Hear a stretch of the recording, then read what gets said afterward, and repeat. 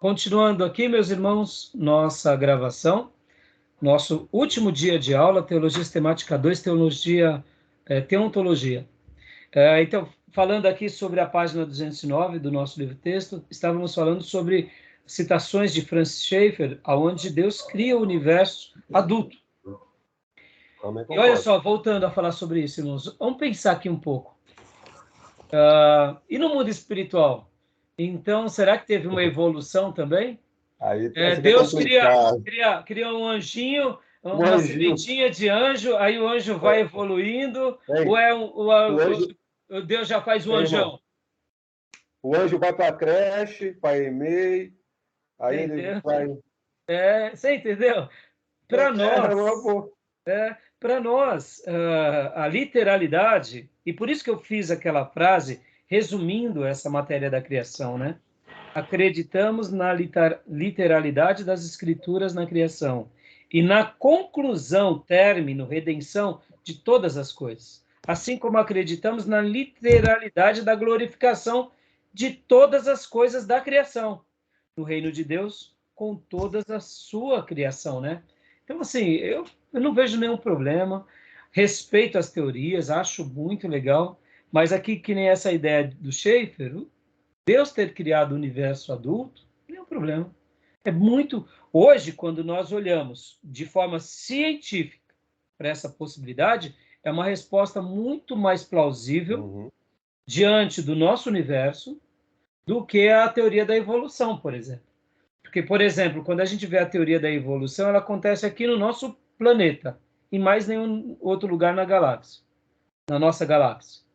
E aí, pastor? Então, diante dessa possibilidade do universo adulto, só manifesta a glória de Deus e o poder de Deus na criação dele no planeta Terra. Quando a gente olha para essas lacunas, que nem a gente viu nos slides há poucos, sobre as espécies, nós não temos fração. Por exemplo, quando a gente vem aquela ideia, né, do Homo sapiens, do Homo erectus, aquela evolução, né, do primata até o homem. Nós não temos o material arqueológico desses meios. Nas espécies também nós não temos. Então, aqui falando de ciência, a gente não tem.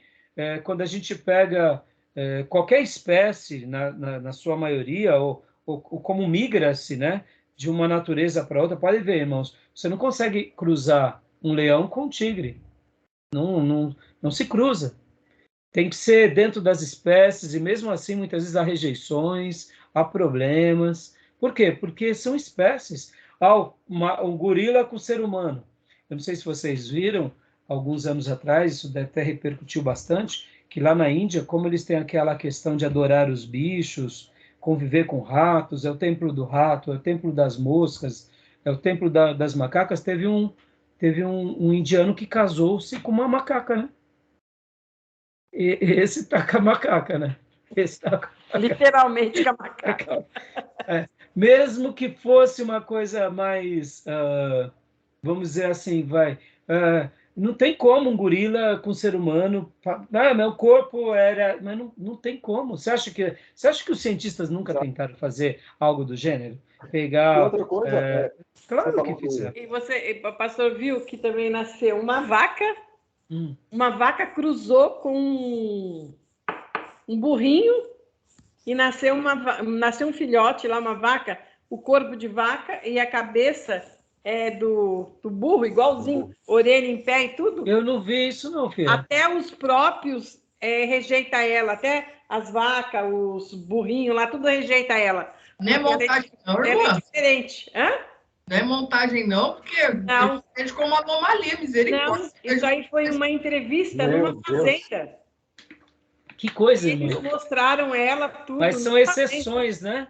Exceções, porque eu nunca tinha ouvido, porque até mesmo entre o cavalo, né? Eles produzem, né? Na minha cabeça, os não, eu creio que isso é uma aberração assim, que nem uma vez também nasceu um porco com a cara do porco era diferente. Eu vejo assim, como eles fazem uma manobra ali, para tentar gerar uma espécie diferente, misturada, que nem o meu tio. O meu tio, ele cruzou javali com porco para poder ter uma raça de javali, que ele cria javali, para não ter aquele javali selvagem. E ele tem um monte de javali, que é a mistura de um porco normal com javali. Mas aí eu acho que são a mesma espécie quase, né? É da mesma espécie. Então, mas eu acho assim, essas pessoas que têm esses bichos assim, eles fazem uma manobra porque não há possibilidade de você cruzar uma espécie diferente com a outra. Então, mas o que a Maísa falou, será que não é montagem, irmã? Não é, pastor. Eu vou procurar. E manda para a gente. Vou passar para vocês. Manda para o grupo lá depois. Mas voltando aqui, irmãos. Então, Francis Schaeffer, existe a possibilidade de Deus ter criado o universo adulto. 2. Existe a possibilidade de intervalo entre Gênesis 1:1 e 1:2 e entre 1:2 e 1:3. Aquela questão dos intervalos. Sim. Que explica um pouco essa questão até mesmo dos dinossauros.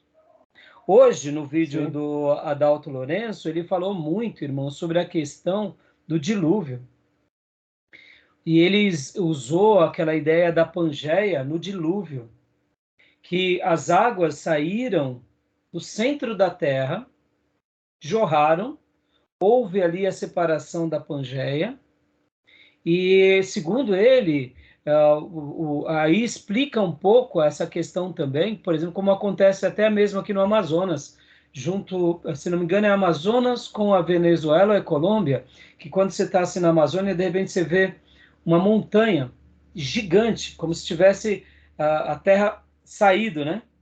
Então, segundo o próprio Adalto Lourenço, essa é uma explicação para o dilúvio, que havia águas dentro do centro da Terra, porque, segundo ele, um diamante diferente foi encontrado, diferente de todos os outros diamantes. Você vê, tem tanta coisa que a gente não imagina, e aí explica um pouco o porquê as placas tectônicas estão como estão. Sim. Então, eu achei super interessante isso, irmãos, porque a gente não tem noção das coisas no nosso próprio planeta. E essa questão do Gênesis 1:1, 1:2 e 1:3, a gente também não pode desconsiderar. E, de repente, Deus pode ter criado tudo adulto, e um tempo depois Deus criou o ser humano. Qual o problema?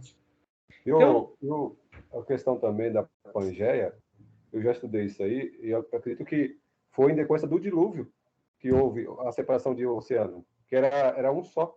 Não tinha Oceano Atlântico, era tudo junto. Então, o dilúvio causa isso. E ele vai argumentar isso, e segundo ele, as águas saem do meio da terra, jorram, e aí inunda, e aí há a divisão. Eu achei muito interessante. Bom, ele é um cientista, né? Então, irmãos, diante disso, será que foi ali que os dinossauros morreram? Será que foi nesse episódio? Será que foi quando Satanás foi lançado na Terra? E será que ali, quando ele cai também na Terra, porque os evangelhos vai dizer que ele foi lançado, será que é aí onde entra essa separação entre Gênesis 1:1, 1:2 e 1:3? E aí há uma recriação no sentido de uma reorganização? A gente não sabe muita coisa, né, irmãos? Então, é interessante a gente aprender com todas essas correntes, para a gente não ficar se sentindo, né? Porque qual que é o nosso problema? Em nome da fé, a gente tenta martelar a ciência. Por isso que eu falei, acreditamos na literalidade das Escrituras, mas não tentamos dar uma resposta científica onde a Bíblia não dá uma resposta. É fé. Porque o problema é quando a gente tenta, por meio da Bíblia, explicar a ciência sem artifício científico. Aí a gente paga um mico bem grande, porque é que nem quando a gente vai, irmãos. Eu aprendi com o professor André, enquanto eu fazia uma aula de história, ele falava assim, se a gente vai atrás da Arca de Noé, a gente vai achar a Arca de Noé lá no Amazonas. Porque a gente já vai acreditando que vai achar. Então, quando a gente encontra qualquer madeira muito profunda, em qualquer lugar, a gente vai falar, não, é a Arca. Mas quem vai dizer que é a arca é a arqueologia, são a prova do carbono 14.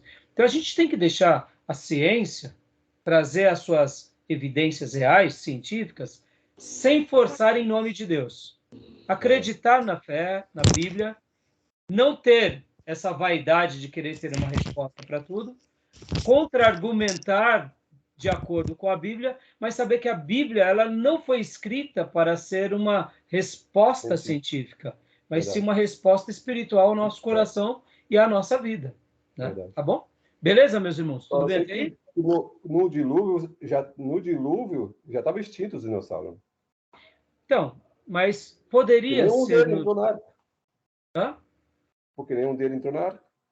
Entendemos isso, né? Entendemos, mas será que era da vontade de Deus? Não, por isso que a gente... Eu também acredito que já estavam em extinção. Agora, a negação dos dinossauros também não é algo que devamos fazer. Irmãos, você sabia que no nosso país há um vulcão, um dos maiores do mundo? Uhum. Sabiam disso? Uhum. Quem não sabia? Eu descobri isso tem o quê? Um ano e pouco. Eu fiquei surpreso. Eu falei, vulcão no Brasil? Bom, lá no Amazonas, existem vários, mas o maior de todos, e um dos maiores do mundo, está no Amazonas. Sabe quando descobriram ele? Sabe quando? Por causa das questões de satélite. Eles viram uma formação muito arredondada e acharam que aquela formação ou era um meteoro ou era um grande vulcão. E aí começaram a pesquisar, e depois pesquisem vulcão adormecido no Amazonas. Irmãos, é gigantesco a cratera, é uma coisa assim de quilômetros. Então, possivelmente, olha, a gente acha que não. Então, vai saber o que não há de riqueza natural, né? Na Amazônia, debaixo daquela terra, por isso que países... É por isso que tem bastante satélite lá, para observar tudo. Claro. Irmã, há uma riqueza naquele lugar de minerais, de coisas que a gente não tem noção. É por isso que agora, há pouco tempo, eles lançaram não sei quantos satélites, tudo lá na Amazônia. Então, a gente tem que cuidar disso e pedir para Deus levantar pessoas para cuidar do nosso país, porque nós temos uma riqueza absurda natural, que é nosso, e que a gente pode abençoar o mundo, sim, mas que eles não queiram o nosso quintal, né? E aqui fica um desafio para a gente orar e orar muito, para Deus levantar políticos, uma população madura, porque a gente tem uma riqueza biológica, natural, de descoberta de remédios. E, irmãos, a Amazônia deveria ser os polos... Eu imagino, irmãos, assim, a biologia, devia ter centros de biologia na Amazônia, centros de pesquisa de botânica. Nosso país devia fazer uma coisa assim, fora do comum ali. Questões de mineração, questões, porque dá para você explorar. Vocês viram que recentemente houve a negação da exploração da Petrobras, de eles começarem a fazer perfurações lá para cima, perto de Belém do Pará, perto da Guiana Francesa. É Rondônia, né? Aquela região de Rondônia, e proibiram. Irmãos, dizem que só naquela região, há aproximadamente, se não me falha a memória, o pré-sal que foi descoberto aqui no passado no Brasil, tem uma numeração que eu não me recordo qual 15 alguma coisa, a quantidade de petróleos que tem lá debaixo do pré-sal. E o tipo de petróleo que temos no pré-sal, existem vários tipos de petróleo. Existe o mais sujo e o mais limpo. Os petróleos mais sujos, você cria piche, você cria asfalto. Os mais limpos, é mais ou menos isso. Quando você vai para a refinaria, se cria pinche, aí depois se cria... vai criando vários produtos que você chega no óleo diesel, no outro material e vem na gasolina e no gás. O pré-sal está dentro dessa parte mais nobre do petróleo. Ou seja, segundo os especialistas, é o melhor petróleo. Lá nessa região, que eu espero que, em nome de Jesus, eles possam desenvolver ali, claro, de forma adequada, não causando um impacto negativo no meio ambiente. Só ali, irmãos, há uma quantidade, é como se tivesse metade do pré-sal, só num pedacinho. A Guiana Francesa já está explorando o petróleo ali. Porque você pode ver que uma das maiores reservas do mundo de petróleo está na Venezuela. E por que eu estou falando tudo isso? A gente tem tantas riquezas, irmãos, e não tem como a gente não explorar e gerar riqueza para a nossa nação com tudo isso, entendeu? Então, agora eu pergunto, o que mais que nós temos de riquezas no nosso Amazonas? É uma coisa absurda. Por isso que a gente tem que ser favorável à pesquisa científica e etc. E tal. Mas, bom, deixa eu concluir aqui. Existe a possibilidade de um dia longo em Gênesis 1, segundo Francis Schaeffer, o 3:4. O sentido da palavra espécie em Gênesis 1 pode ser bem amplo. 6. Existe a possibilidade da morte de animais antes da queda, que a gente comentou agora.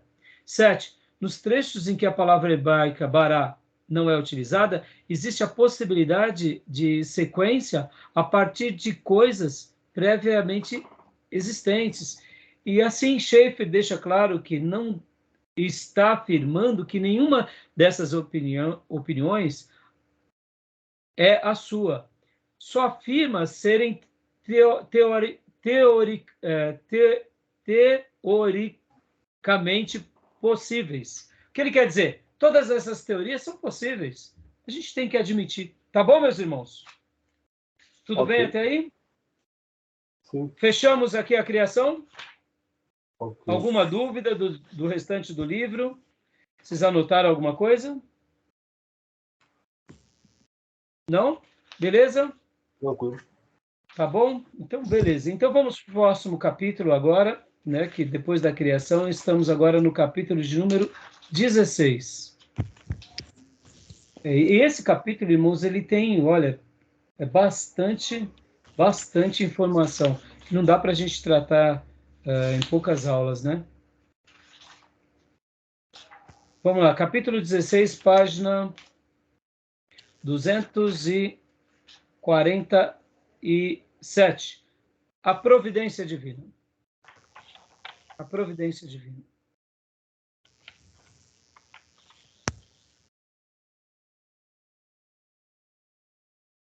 O que os irmãos entendem por providência divina?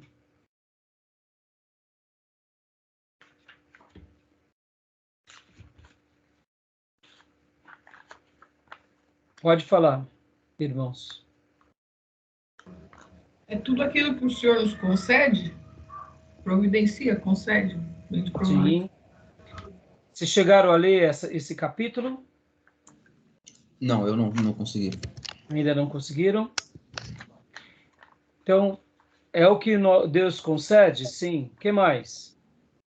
Vamos pensar que a providência divina, de forma macro, como criação. Porque quando a gente pensa em providência, a gente traz para o pessoal.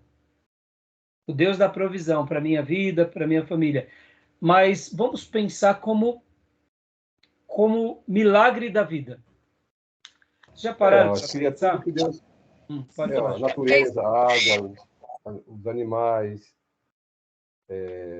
a água que nós temos, a água potável, o próprio planeta, né, com o equilíbrio. Então, providência de Deus em todos os aspectos para esse ambiente de existência do ser humano. Aí. É a provisão de Deus diante da existência do ser humano e dessa manutenção do projeto chamado vida. Vocês já pararam para pensar, irmãos? Olha só, que a vida é um grande milagre em si. Que a vida é um milagre dos mais maravilhosos. Por exemplo, olha como nós somos pequenos e tolos. A gente se preocupa com o nosso filho, a gente se preocupa com o nosso neto, a gente se preocupa de trabalhar, ficamos aborrecidos porque o filho não arruma o quarto, porque a criança não faz a lição de casa direito. Aí a gente já começa, mas como que essa pessoa vai se tornar um trabalhador, vai ser uma mãe? A gente é muito bobo, né? Tudo bem, a gente tem que educar, a gente tem que fazer o nosso papel de corrigir, mas vocês já pararam para pensar que a vida é um mistério inexplicável?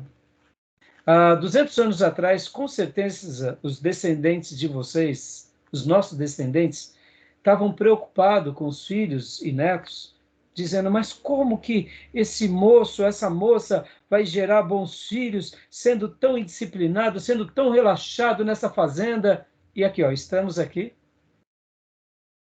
vivendo o nosso momento, os nossos bisavôs nem existem mais, você talvez nem conheceu ele, e a gente chegou aqui.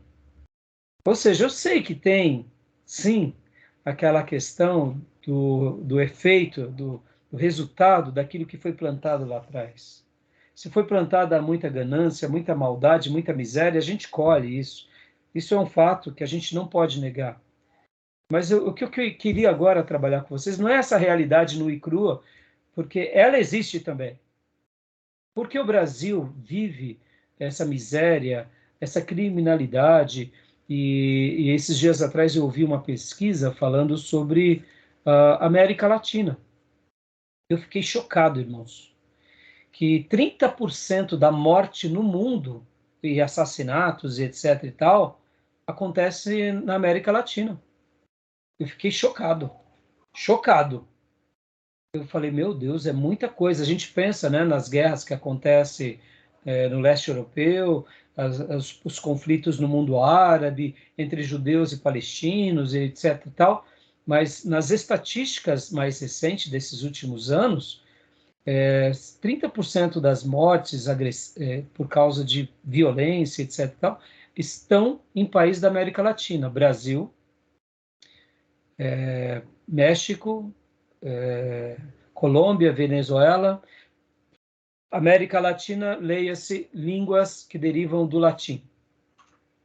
Espanha, né? Portugal,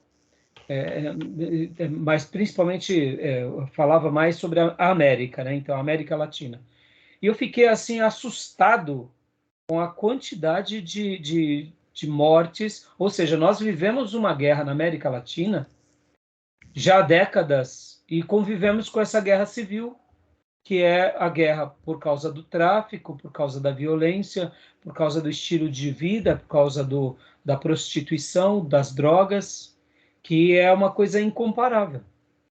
E é assustador isso quando a gente pensa. Depois pesquisem sobre isso. Foi num podcast que eu estava estudando sobre um tema e aí o especialista falava sobre isso. E eu fiquei assim, eu não fui a fundo, né? Mas por que eu estou falando sobre isso? Por que a América Latina é assim? A América Latina é assim porque, infelizmente, essa cultura que é colocada sobre nosso povo de América Latina é uma cultura de exploração, de abuso, onde o mais forte, pela força, impõe as suas regras, o crime organizado impõe, as milícias de contrapartida também se organizam para contrapor, ou seja, e a gente vai vivendo como latinos, e sofrendo no meio dessa guerra civil não declarada, porque isso daqui são resultados de uma guerra civil não declarada, em nome da droga. Agora, não é fazendo uma defesa, viu, meus irmãos, mas é compreendendo o nosso país. Por que o nosso país tem tantas facções? Porque lá atrás os ricos do nosso país foram miseráveis. Os ricos do nosso país, eles foram miseráveis, continuaram nos seus guetos cuidando dos seus interesses, e usando sempre o povo como massa de manobra para tudo. Como acontece até hoje, nas últimas décadas, com a indústria da seca. Ou vocês acham que não tem poço artesiano? Não é se você consegue fazer um buraco para descobrir petróleo a uma quantidade absurda no solo, ou no mar, como é o caso do pré-sal, porque não se descobre água debaixo do nosso sertão? Meus irmãos, a indústria da seca beneficia um grupo já há gerações. E, infelizmente, você pode ver que a nossa costa do Nordeste brasileiro parece Miami, Cancún, uma coisa de primeiro mundo. Entrou para dentro, é uma miséria só. Parece dois. Você está num Ceará de riqueza e depois entra num grande Ceará de pobreza. Um Pernambuco de riqueza e pobreza. Pará, mesma coisa. Maranhão, mesma coisa. Toda a costa brasileira, não é? Então, por que eu estou falando tudo isso, irmãos? Essa cultura. Os ricos continuam dominando, sendo monstros nas suas gestões com a riqueza, enquanto o pobre continua sendo um desgraçado, massa de manobra, que está satisfeito com a cestinha básica. Então, eu estou falando isso porque essa é uma realidade que nos atinge já as gerações. Isso tem a ver com a religião, que predomina no nosso país. Pode ver que o catolicismo te cria debaixo desse princípio em que você depende do santo para ser abençoado. Você faz a sua oferenda ao santo, para o santo te abençoar. E pode ver que a igreja evangélica neopentecostal segue essa mesma idolatria. Você tem que pagar a sua bênção na campanha para ser abençoado. Por isso que o verdadeiro protestantismo cria em nós essa libertação. A gente não depende de ninguém, a gente depende só do nosso trabalho. A gente depende da bênção de Deus sobre nós para a gente conseguir as coisas, né? Então, pode ver que países onde tiveram reformas protestantes, eles são prósperos, porque as pessoas vivem essa independência. Eles conquistam o que eles querem. E em países latinos, eles dependem da fé, eles dependem do coronel, eles dependem do político, eles dependem do papa ou do padre, ou do chefe da cidade. E isso é uma praga entre nós, né? E as igrejas neopentecostais estão fazendo um serviço para o inferno enorme. Então, estamos aqui fazendo a nossa denúncia. Mas voltando. Então, essa é uma realidade que nós não podemos esquecer, de que há um efeito, né? Há uma ação e uma reação ao longo das nossas gerações passadas que chegamos ao presente de hoje. Mas, tirando essa realidade nua e crua, que a gente não pode negar, que é um fato, né? Que nem assim, só para eu concluir, irmãos, aquela grande facção, o Comando Vermelho, por que ele nasceu no Rio de Janeiro? Porque os ricos ficavam ali nos morros, nas suas fazendas, e o povo servindo lá, morando nos barracos, e aquele povo que cresceu nos barracos, uma hora o filho não pensou igual o pai, foi para o crime, foi para o tráfico, e aí começou a ganhar espaço, e é o que hoje são. Não estou justificando, irmãos, mas entendem que atos desumanos nossos geram desumanos piores ali no amanhã, né? E aqui fica uma fala para a gente pensar muito sobre essa questão. Se Deus um dia nos der muita riqueza, nos der muito prestígio, nos der muita... A gente tem que ajudar a construir um mundo melhor. A gente não pode. Se Deus está nos dando algo, a gente tem que fazer com que isso que Deus está nos dando, a gente compartilhe. Porque alguém já disse o seguinte, se Deus me deu sabedoria, é para eu compartilhar com aqueles que têm menos. Se Deus me deu influência, eu serei uma voz para aquele que não tem influência. Se Deus me deu recursos, eu serei os recursos para aquele que não tem recursos. Eu acredito nisso. E por que eu fiz aqui a denúncia, falei um pouco das mazelas da América Latina, do nosso país, porque a gente vive o que foi plantado lá atrás, e hoje, se a gente não se ajustar direito, a gente está plantando também condenação para o futuro, para as nossas gerações no futuro, porque aquilo lá não basta a gente estar na nossa redoma, o nosso filho vai se esbarrar com o criminoso que a gente abandonou. E é por isso que a gente tem que tirar essas pessoas do crime, criar meios para favorecer, destruir, acabar com o projeto favela, não de dizimar com a favela, mas criar, levantar administradores públicos com programas sociais maravilhosos, porque temos espaço, temos terra, temos riqueza, e realmente fazer uma coisa onde a favela não exista mais entre nós, e tanta miséria, né? Tanta miséria. Mas voltando aqui à providência divina, que esse é o ponto. Esquece do lado desumano nosso. Fiz questão de falar, irmãos, que não adianta a gente também esperar no milagre da vida se a gente não tem um choque de realidade com aquilo que Deus nos deu. Né? Antes da abertura dessa aula, eu conversava com o Júnior. eu falava para o Júnior que eu tenho muitos projetos meus de livros, que eu, desde que eu lancei o meu primeiro livro em 2011 para cá, eu queria ter lançado pelo menos um livro por ano. Não tenho feito isso. Por que eu não tenho feito? Principalmente porque eu tenho dedicado muito tempo dando aula. Então, eu escolhi, num primeiro momento, gastar esse tempo dando aula no STBnet, lá na Comunidade da Graça, em outros seminários aqui. E por que eu escolhi fazer isso? Porque é uma maneira de formar obreiros para igrejas sérias. Mas, diante de Deus, eu gostaria também de uma hora fazer isso. Mas por que eu estou falando sobre isso, irmãos? Quanto vale a formação de um obreiro? Quanto vale você contribuir para que um candidato ou um irmão se torne um pastor realmente com P maiúsculo, um ministro com M maiúsculo? Não tem preço. Então, eu estou falando tudo isso para vocês, porque se Deus me deu um pouco de entendimento, eu compartilhando com vocês, esse é um dos maiores milagres que acontece por meio da transmissão do conhecimento. E eu acredito nisso de verdade, porque eu vejo que isso também é providência divina. O que seríamos sem os nossos professores? O que seríamos sem esses materiais? Então, a gente tem que pensar na providência divina como esse grande milagre por si só, e ao mesmo tempo a gente tem que potencializar a nossa vida para que a gente seja canal desse milagre para a vida de outros. E poder ser um obreiro numa igreja é um milagre. Ser um braço que apoia é um milagre. Ser ali alguém que edifica uma igreja local, indiferente da área, é um milagre. Está dentro da providência divina. Porque a gente vai passar, mas a gente vai deixar um legado para as próximas gerações, como fizeram os nossos antepassados. Então, a providência divina tem a ver com o quê?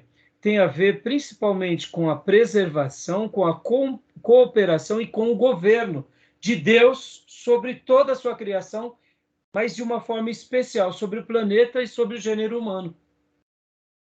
E por que a providência divina é importante a gente estudar dentro do aspecto da criação? Porque, irmãos, a vida é um milagre, como eu disse. E saber que daqui a 200 anos a igreja vai continuar sendo vencedora é provisão divina. Saber que os nossos descendentes talvez nos conheçam, nos prestigiem, ou talvez nem nos conheçam, e eles possam ser abençoados, porque a gente deixou caminhos bons para eles. Irmãos, deixa eu só falar uma coisa aqui para vocês. Vocês já pararam para pensar como que é ser de uma família que realmente... uma família importante no país? Vamos pensar aqui.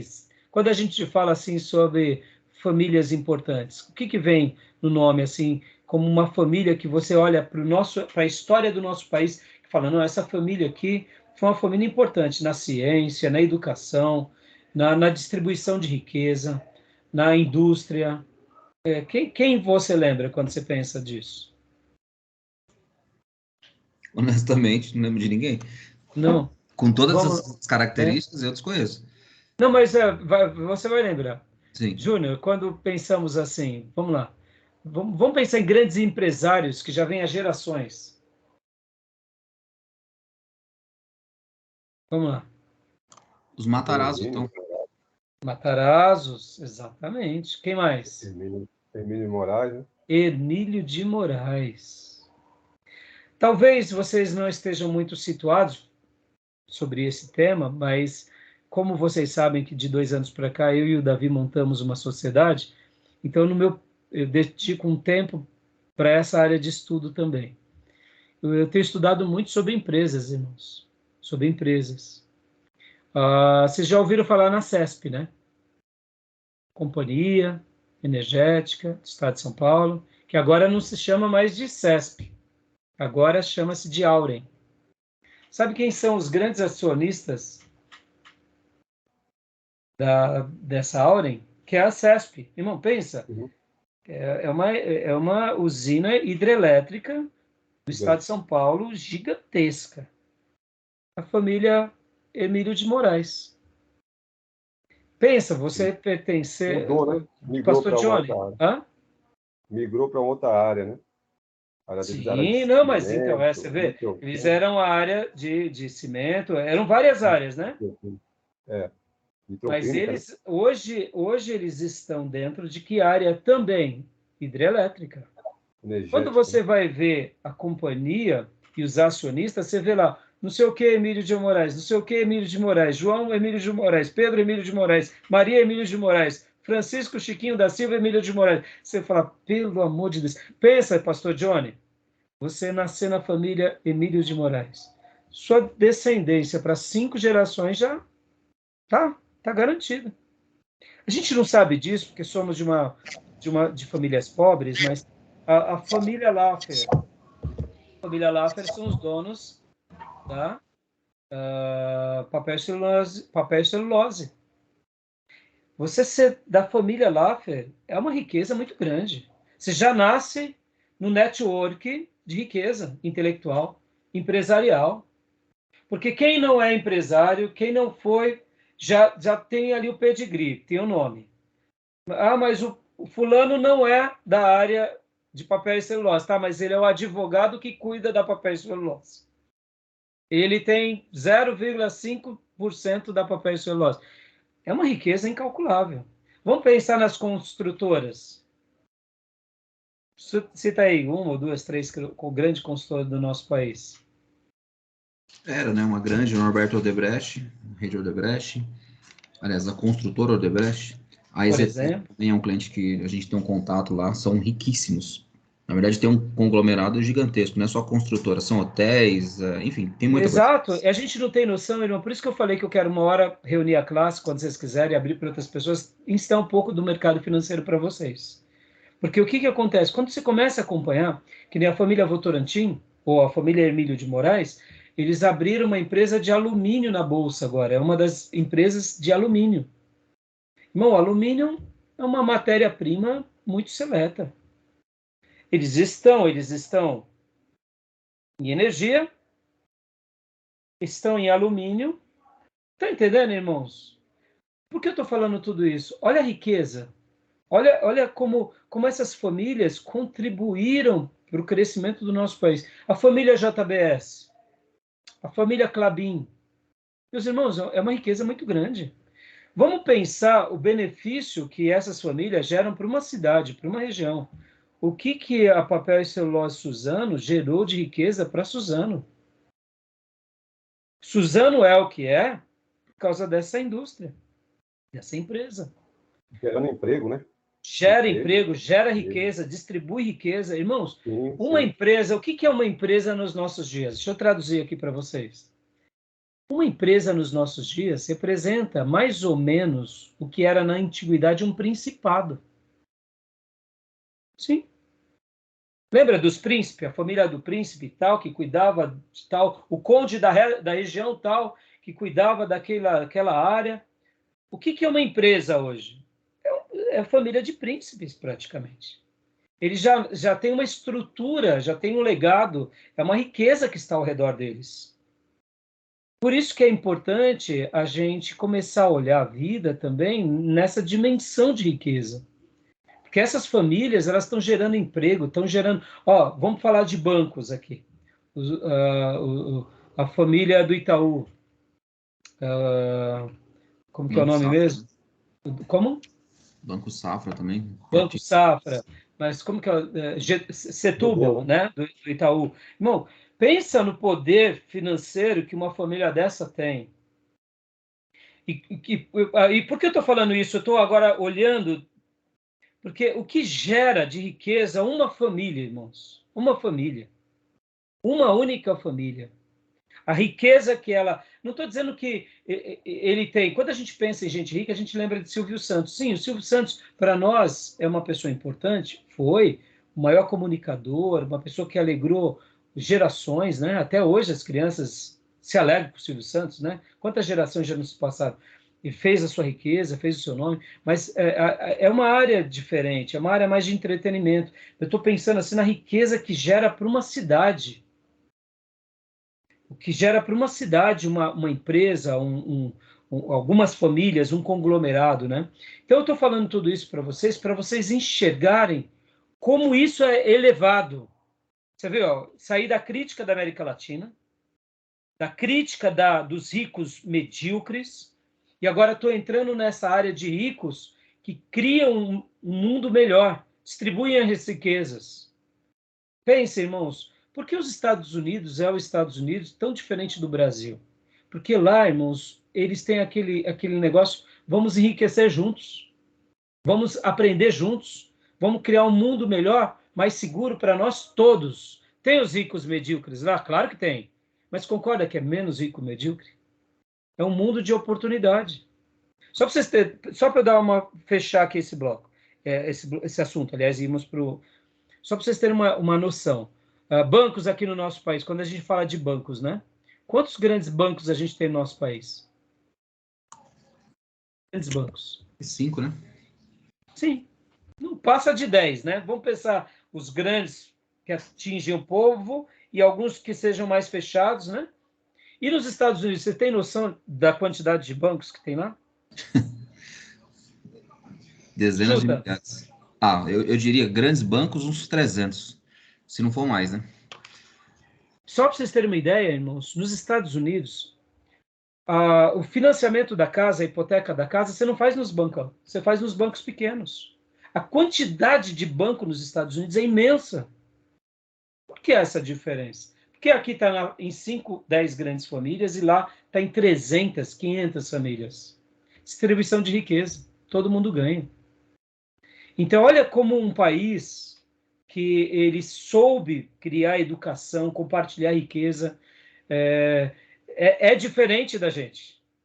Você cria ambientes com mais oportunidades. Estou falando tudo isso, irmãos, porque a gente vai entrar aqui na providência divina. E na providência divina, o tripé é preservação, cooperação e governo. E quando Deus cria o planeta, ele deseja que a gente imite ele. E aqui, para eu ir para o material, o povo judeu foi um povo próspero na sua história ou não? Sempre foi ou não foi? Sempre foi. Sempre foi. Mesmo quando eles estavam vesgos por causa do pecado. Deus levantava os profetas para tentar tirar eles. Mas sempre foi um povo próspero. E para mim, o que eu enxergo como um país próspero, irmão? Ele tem duas bases. Eu diria tem três, em primeiro lugar. Primeiro, a fé em Deus, o Criador de todas as coisas. Essa é a primeira situação sine qua non. Eles creem num ser que cria todas as coisas, e nesse caso, eu vejo que países prósperos, eles têm a Deus como Criador de todas as coisas e seguem a Bíblia. Mas como base social e econômica, eles são um povo de trabalho e de educação e de trabalho. Qualquer nação que mescla essas duas coisas e une essa terceira, que é a maior, sempre prosperarão. É a história. Pode ver. Trabalho e educação. Educação e trabalho. Pode ver que a Igreja Católica Apostólica Romana ela entra naquele período que é o período das trevas, o período da Idade Média, porque a educação ficou num grupo. Não foi popularizada. Os judeus, o que eles fazem desde cedo? Ensinam a ler e escrever a partir de onde? Da Bíblia em casa. O conhecimento é passado. Então, por isso que uma cultura que é aplicada ao trabalho e à educação, mesmo que sejam, vamos dizer assim, humanistas, eles vão prosperar até certo ponto, vão prosperar. Por quê? Porque são meios de prosperidade. Você pode pegar culturas depois do humanismo, como, por exemplo, a própria França, com a Revolução Francesa. A gente não pode negar que a França ela tem um viés intelectual de descobertas. Sempre foram protagonistas em tantas coisas, porque trabalho e estudo, mesmo com o humanismo. A gente não pode negar. São forças que Deus destinou para nós. E na providência divina, aqui, só para a gente ir para os slides, vocês vão ver que o autor ele vai trabalhar muito dentro disso, que Deus ele preserva a sua criação. E quando a gente fala preserva, por isso que eu fiz aqui o comentário inicial falando um pouco sobre a nossa história latina e principalmente sobre as nossas desvirtudes como brasileiros dos nossos ricos do passado e dos nossos ricos atuais, que são medíocres. Eles enriquecem e eles não compartilham as suas riquezas. Eu não estou falando aqui, irmão, socialismo, comunismo, não é isso. O que eu quero falar como compartilhar a riqueza? Criar maneiras de você distribuir essa riqueza para outros. É o que nós chamamos em gestão de ganha-ganha. Pode ver, o que é o trabalhador se não um escravo nos moldes modernos? Não era para ser assim, irmãos. Se eu estou enricando como empresário, eu tenho que gerar riqueza entre os meus próprios funcionários, nas famílias deles. Porque no momento que eu gero exploração, os filhos deles vão ir para o crime. Ou, se vai um filho para o crime, eu já estou favorecendo uma vida de criminoso. Ah, mas eu não colaborei. Não, você colaborou, porque você foi um miserável. Você não deu oportunidade, você tirou além do que podia. Então, percebam que quando a gente, muitas vezes, o nosso discurso de que cada um se encontra, isso não é verdade. A gente tem que favorecer, a gente tem que criar caminhos para que haja uma preservação. Podem ver que no Velho Testamento, quando via o fazendeiro e fazia a colheita, Deus dizia o que para eles? Faça a colheita e depois que você colher, não vá vasculhar para ver se tem ainda frutos. Deixe para os pobres. Os pobres entrarão no seu território, no seu campo, e colherão. Que é uma maneira do quê? Do pobre ou do necessitado, daquele pai que está ali desempregado, quase vendendo os filhos, antes de vender os filhos, ele levar o sustento para casa. Lembra de Noemi? Né? Com Boaz? Então, Deus deixou na Bíblia métodos de preservação. Pode ver que não é o rico levando a cesta básica lá na favela do pobre. Não é isso. Pobres, depois que os meus funcionários colheram o trigo, vocês podem vir depois e olhar e também pegar aquilo que nós não conseguimos pegar. Vocês podem aproveitar. Ou seja, ensinando caminhos de trabalho. Não é dando o peixe, é dando a vara. Entendam? Então, a preservação está dentro desse processo da criação. A cooperação, pode ver, a cooperação está na Trindade, a cooperação está na maneira em que Deus mostra os papéis para o seu povo, a cooperação vai estar em tudo também. Então, e por último, né, como a gente vê, a questão também do governo, né? Um governo bem estabelecido, com critérios e valores bem especiais. Então, vamos ver o slide agora, irmãos, e eu vou simplesmente fazer os apontamentos, né? Porque não vai... Se a gente for ler o livro-texto também aqui, é muito legal essa questão, porque ele, inclusive, ele vai falar aqui sobre questões, por exemplo, até mesmo da criação do mal, né? Não vai dar tempo para a gente abordar sobre essa questão, tá bom? Mas alguém quer fazer algum apontamento, irmãos? Não? Tranquilo? Querem fazer? Não? Não? Tá. Então, vamos lá. O slide, vou passar aqui para os irmãos.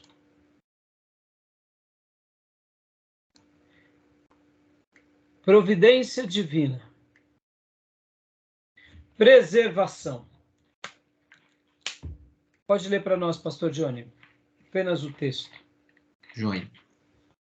Deus preserva todas as coisas criadas como elementos existentes que conservam as propriedades com que ele os criou.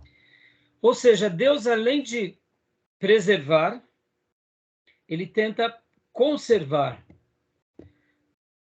Pode ver, irmãos, é por isso que a gente, como servos de Deus, a gente não pode perder isso de vista. Pode ver que até mesmo o projeto igreja. O que é o projeto igreja, irmãos? O que é o projeto igreja? É a preservação do que Deus criou. A gente está aqui depois de 2000 anos, praticamente, fazendo aquilo que João Batista começou fazendo, os apóstolos e discípulos, depois de 2000 anos. E aqui o autor, ele vai falar, é óbvio, né? Ele vai falar aqui, voltando-se principalmente para as questões da criação, né? Deus preserva todas as coisas criadas como elementos existentes, que conservam as propriedades com que ele os criou. Então, é óbvio, né, que aqui está falando mais como planeta, como sistema, como criação, mas isso a gente pode aplicar em tudo. A gente pode aplicar em tudo. A providência divina proporciona fundamentos para a ciência, diz o Gruden. Ou seja, tudo que Deus fez, a gente tem que lembrar que é bom, perfeito e agradável, mas não é só no espírito. É no físico, é no corpo, é no intelecto e é na vida. É na maneira em que aprendemos, é na maneira em que passamos. Ou seja, essa preservação tem que ser desfrutada por todos nós. Tá bom? Júnior, pode ler para nós a explicação e base bíblica logo no livro texto? Explicação e base bíblica? Logo no capítulo 16 está assim, a providência divina. Se Deus controla todas as coisas, será que nossos atos podem ter significado real? Quais são os decretos de Deus? Aqui, nesse capítulo de providência divina, também fazendo uma reflexão de tudo que Deus nos deu, para que a gente não corra ou incorra no erro dos nossos líderes do passado de criar favelas, de favorecer com um mundo pior, né? Mas sim criar e tentar criar a cada dia, irmãos, a partir da nossa vida e família, um mundo melhor. Geralmente eu até falo para os meus filhos, né? Muitas vezes, irmãos, deixa eu fazer um desabafo aqui. As pessoas que convivem um pouco próximas a mim, e onde eu vou, né? As pessoas de cara assim acham que eu sou rico, né? Não porque eu fico falando, mas muitas vezes a nossa educação, a maneira que agimos, as citações que fazemos, a postura. Aí quando vêm meus filhos, ficam admirados. Aí muitas vezes, né? Quando descobrem que eu sou um pastor de tempo integral e tal, e aí eu até brinco com os meus filhos, eu falo, filho, as pessoas têm uma impressão por causa da nossa educação. É normal. Sim, eu tive um padrão de vida classe média durante muitos anos por causa do meu emprego. Mas a questão principal não é o seu salário monetário, mas é o que você é como pessoa. Porque o que nós somos como pessoa diz mais do que muitas vezes a gente tem. Porque tem pessoas que são ricas, mas são miseráveis. Que se você vai conversar com elas, você nota que é uma pessoa egoísta, miserável, ruim, uma pessoa... É um ser humano terrível. Aí quando você vai ver, é uma pessoa que tem posses. Ou seja, é um rico que vive uma vida totalmente desgraçada. E enquanto muitas vezes existem o oposto, não estou dizendo, eu até brinco com os meus filhos, eu falo, filho, a riqueza está no nosso jeito de viver, no nosso jeito de ser. E é claro que essa riqueza no jeito de ser, de viver, de estar, naturalmente, uma hora ela vira em fatores monetários. Aí eu brinco, né? Só está faltando agora o sifão, né, filho? Aí eles dão risada. Eu falo, não, fique tranquilo que já chega, já chega. Mas por que eu estou falando tudo isso, meus irmãos? Porque a riqueza é muito mais do que valores monetários. E podem ver como que a gente se inferioriza, né, em tudo isso. Então, será que a gente tem um papel nessa questão da providência divina? Eu afirmo, claro que tem. Será que a gente não tem uma responsabilidade com isso que Deus tem dado a nós como povo dele? Meus irmãos, tenha dúvida, né? Então, leia para nós, Júnior, por favor. Qual que é? É o primeiro parágrafo. Quando... sim, o primeiro. Isso. Explicação em base bíblica. Quando entendemos que Deus é o Criador Todo-Poderoso, parece sensato concluir que Ele também preserva e governa tudo no universo. Embora o termo providência não se encontra nas Escrituras. Tem sido tradicionalmente usado para resumir a relação contínua de Deus com a sua criação. Quando aceitamos a doutrina bíblica da providência, evitamos 4 erros comuns na concepção do relacionamento de Deus com a criação. A doutrina bíblica não é nem o deísmo, que ensina que Deus criou o mundo e depois essencialmente abandonou, nem o panteísmo, que prega que a criação não tem uma existência real e distinta em si mesma, mas meramente faz parte de Deus. Mas é a providência que ensina que, embora Deus em todos os momentos se relacione e se envolva ativamente com a criação, essa é distinta dele. Continua? Pode continuar. Além disso, a doutrina bíblica não ensina que os acontecimentos da criação são determinados pelo acaso ou aleatoriedade, nem determinados por um destino impessoal ou determinismo, mas por Deus, que é o Criador e Senhor pessoal e ainda assim infinitamente poderoso. Joia. Então, percebam que ao entender sobre a providência divina, como o autor diz com muita propriedade, é um termo que não está na Bíblia, mas a gente entende a atuação dele no processo de criação e a atuação do povo dele como tarefa que a gente tem que executar também, nessa relação com a criação. Logo, se eu sou ministro desse Deus, que é o grande providenciador de tudo, nós expandiremos o reino dele nessa terra e o governo dele, dando aquele significado que, de fato, ele sonhou desde o início.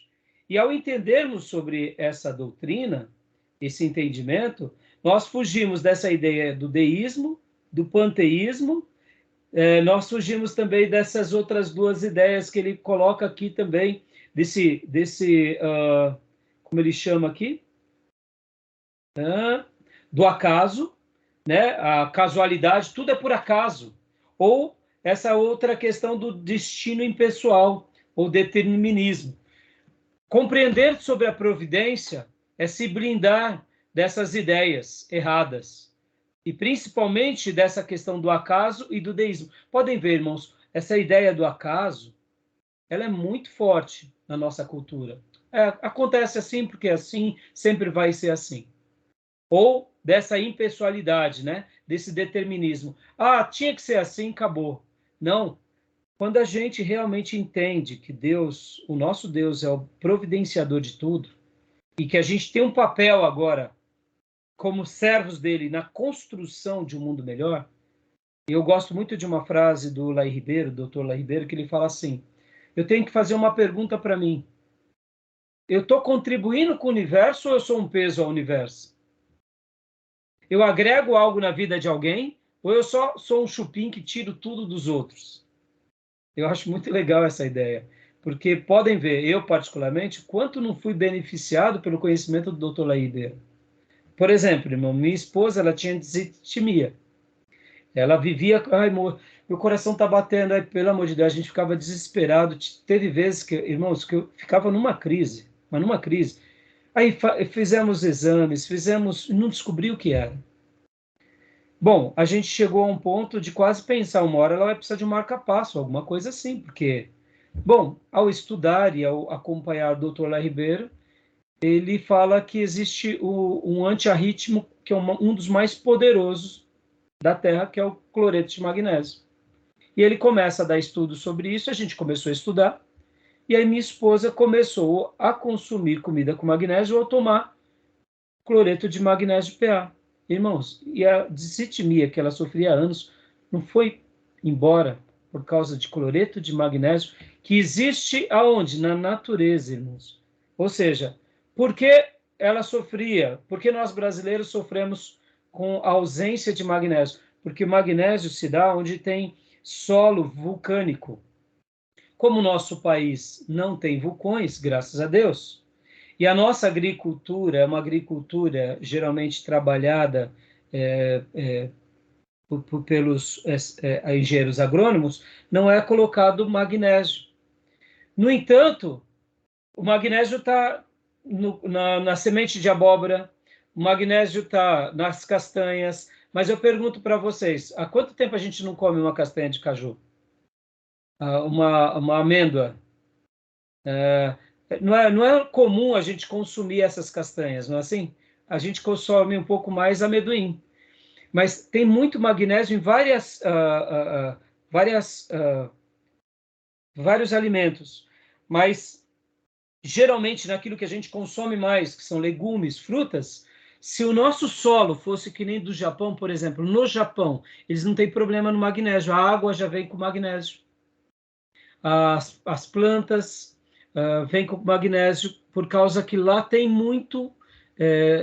a água passa por esses lugares que acabam sendo ricos de magnésio. Olha que interessante. Então, esse é um detalhe... e você vê, Banana tem, né? Se não me engano. Hã? Banana. Se não me engano, tem, principalmente na banana verde. Biomassa da banana verde. E aqui fica mais uma dica. Cozinhando banana verde, principalmente banana, ela tem triptofano, se não me falha a memória, que é o mesmo princípio ativo para gerar o quê? Para nos dar sono. Quando você come biomassa de banana verde, Pastor Johnny, você tem uma noite de sono que parece que você tomou um calmante. Comendo biomassa. Aí você não precisa de usar o remédio. Agora, olha só, tudo está na natureza. Quantas coisas aqui em casa, irmãos, nós mudamos por causa do Dr. Laí Ribeiro? Ou seja, ele agregou na nossa vida, trazendo conhecimento, trazendo ciência. Né? E pode ver, ele está fazendo um papel da preservação, da providência de Deus, né? Tá bom, meus irmãos? Vamos dar uma pausa agora? E a gente continua a partir daqui? Joia. Vamos dar uma pausa agora? Né? Vamos? 5 minutinhos? Tá bom? Então, vou dar uma pausa e aí a gente vem para o último bloco para a gente fechar. Tá bom? Mais 10 minutos. Tá bom? Passei até um pouco da hora. Alguma pergunta, não? Não? Não. Então vamos dar uma pausa, tá bom? Joia.